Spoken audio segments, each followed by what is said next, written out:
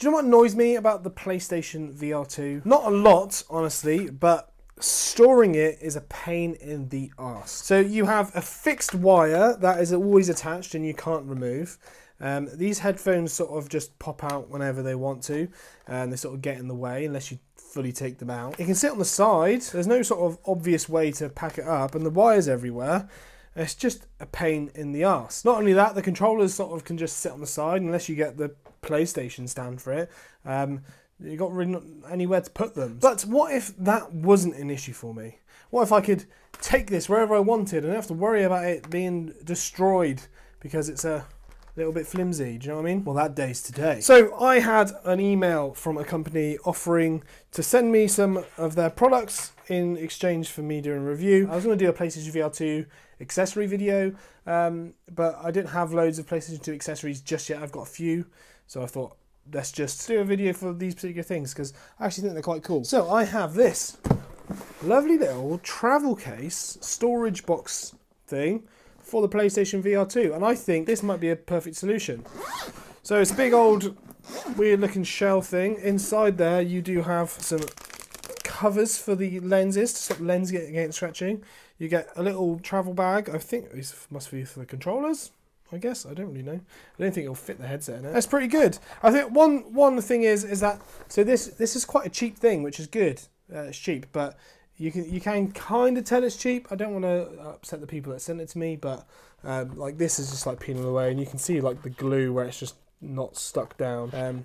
So it's not great, I'll be honest, but it's better than it just being on the side and being eaten by your dog. So let's take a closer look. So what I want to do essentially is get my headset into this, make sure this is a viable thing to do, and show you how it works. So first of all, I imagine I need to... God, this bloody wire being fixed is an absolute pain in the arse, isn't it? Let's wrap this up into like a sort of circle thing. Okay, I'm having an absolute mare with this. Wire like that. And it comes with one of these little Velcro straps things that I can use to sort of keep it tidy.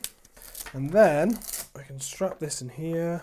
So we need to push that in. That works. Oh no, hang on. I've forgotten to put the old lens covers on. So those can go in there over the lenses. Lovely. Like that. Keep them nice and fresh. That can go sort of in there with the wires all rolled up, which is what we want. That's all right, isn't it? That sort of folds quite small. Like a little ball inside there. Lovely. This strap's elastic, so it stretches. Keeps it nice and snug. So in theory, even upside down, it's not going to shake around. That's what we want. Lid over. Zip it up. My PlayStation VR2 has never been so nicely packed away. That's quite a nice little box. As much as like that sort of inside felt a little bit cheap, that feels alright. The handle feels nice and secure. That doesn't feel like it's going anywhere, do you know what I mean? Feels really secure. The rubber feels strong. So yeah, happy days. That's really cool. But then also, they sent me this. Now, I also have had a stand for the PlayStation VR2. Which has a space for the controllers to sit on and charge, but then also it's got a big stand that sticks up out of it. And I'm not quite sure how I feel about it. It works and it displays it quite nicely, but the only problem with that is that it's just so big. It just looks a bit like garish and massive. Whereas maybe just having the PlayStation on its side, like flat on the surface next to a stand with it on, that's probably better. This is more similar to what the PlayStation people have. Do you know what I mean? Like what they actually have for the PlayStation. It doesn't quite look as sleek, but it looks alright. It's got a USB-C jobber in the back, so that plugs in. You can plug it into the PlayStation or wherever.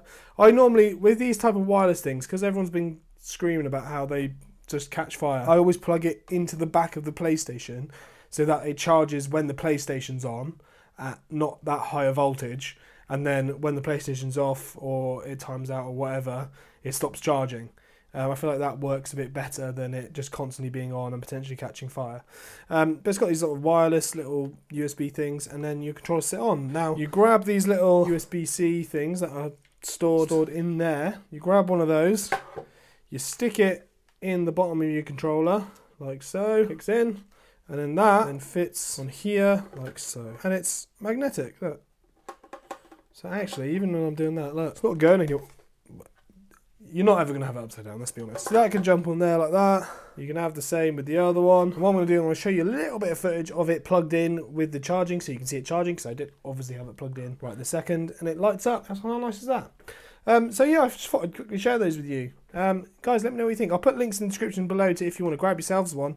But yeah, I quite like them. They didn't pay me, they just sort of sent them to me, and I thought, you know what, I'll take a look. And this is me taking a look. Guys, thank you very much for watching. If you're interested, go grab one. If you're not, who cares? I'll see you in the next one.